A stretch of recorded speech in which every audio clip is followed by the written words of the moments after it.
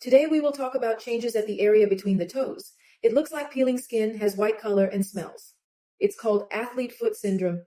It got such name as was noticed very common among people who play sports professionally. However, nowadays we see this condition very frequently, even among people who doesn't play sports.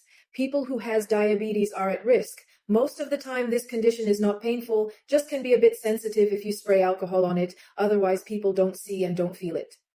The people with diabetes have low sensitivity on their limbs, that's why they don't feel it at all. Those skin changes may turn to the very dangerous wounds, which can lead to infection. That's why I always say, if you have diabetes or even a bit high blood sugar, you need to check your feet before you go to bed on a daily basis. Make it a habit and you will not miss the changes, which might be potentially dangerous for you. Another type of people who are at risk are those who have extra weight. It makes it very difficult to follow good feet hygiene and keep the area between toes dry at all time, which makes it more complicated and infection may grow as well. As long as it's a suspected infection, we will need the help of a doctor. This condition requires a medication prescription. During our pedicure treatments, we cannot do much, clean or cut the skin between the toes, as it's beyond our competence. To fight bacteria and fix the skin condition, you need to follow some recommendations. Make sure the area between toes is always dry.